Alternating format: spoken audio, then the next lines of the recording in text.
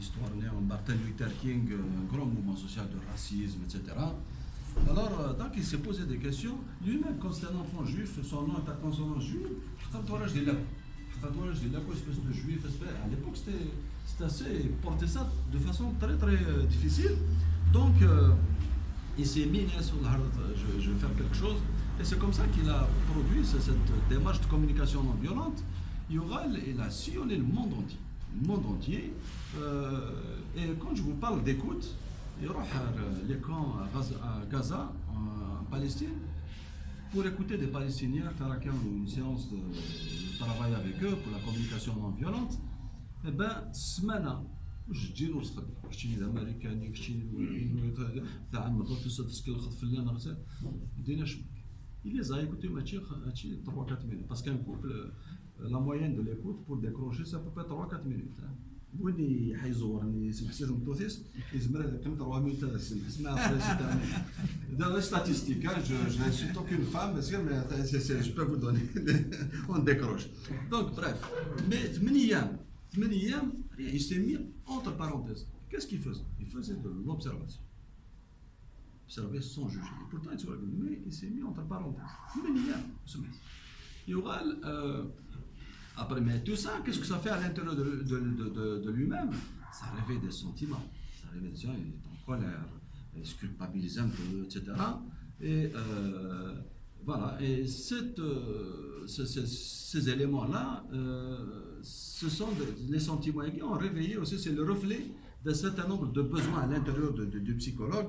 Lui, ses besoins, avant de venir à Gaza, c'était d'aider les autres. C'est un besoin, c'est de transcender les conflits. Mais malheureusement, dans la situation vis-à-vis des Palestiniens, du groupe palestinien, ce n'était pas le cas. Alors, bon, il s'est tué. Après ça, Yoral, bien sûr, il a récupéré la situation et il a fait le travail qu'il devait faire sur la communication non violente parce qu'il avait trouvé une population mue. Le code c'est la haine. C'est la haine. Les juifs qui sont en face de eux. Alors, voilà. Donc, 6 mots pour la démarche rapidement de Marshall Rosenberg. Donc, les prémices, c'est la bienveillance, c'est l'ihsan, l'empathie, c'est la capacité de se mettre à la place de l'autre, et l'observation, se mettre soi-même entre parenthèses et regarder. Moi, je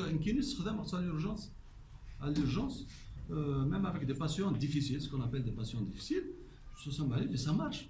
Je dis que c'est une rare, mais c'est rodé. Ça m'aide beaucoup à régler des problèmes. Les sentiments, je vais dire un mot sur les sentiments. C'est quoi un sentiment? Un sentiment, c'est pas quelque chose qu'on va définir intellectuellement, mais c'est juste du ressenti. Alors, ça c'est ce qu'on appelle un sentiment. C'est de l'ordre du ressenti, c'est de l'affect, c'est de l'affectif. Il y a des sentiments positifs et des sentiments négatifs. Souvent, on parle plus de sentiments négatifs. En tout cas, c'est les grandes familles de sentiments. Les sentiments négatifs sont faciles à retenir. Il y a d'ailleurs, sauf là, Tchad. Tchad. Tristesse. Culpabilité. Ça, c'est une forme de colère retournée contre soi. L'hostilité. À l'endroit de quelqu'un, c'est la colère aussi.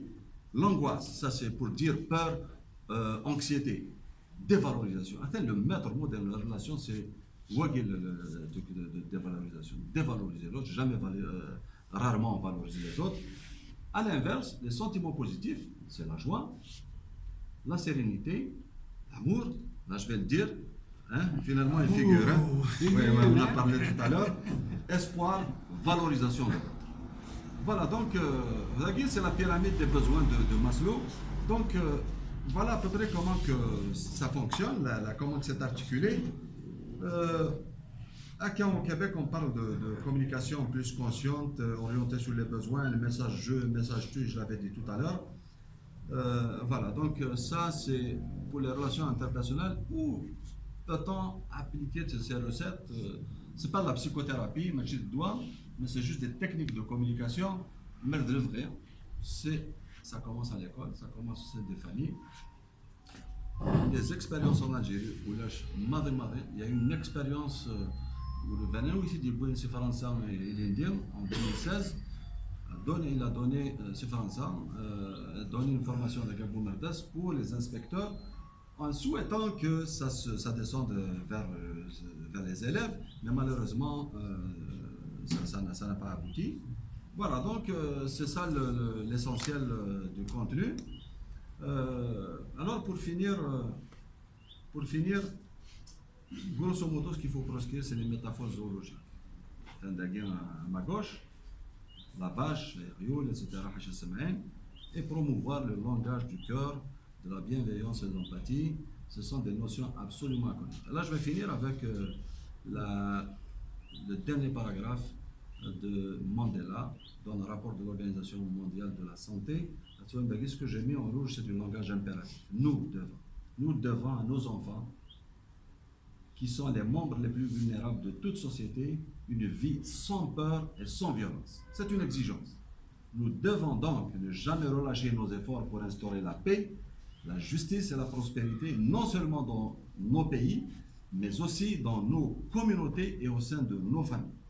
Nous devons nous attaquer aux causes de la violence, alors seulement nous pourrons transformer l'héritage du siècle passé et faire d'un fardeau écrasant une leçon de prudence. Nelson Mandela, acte comme ça.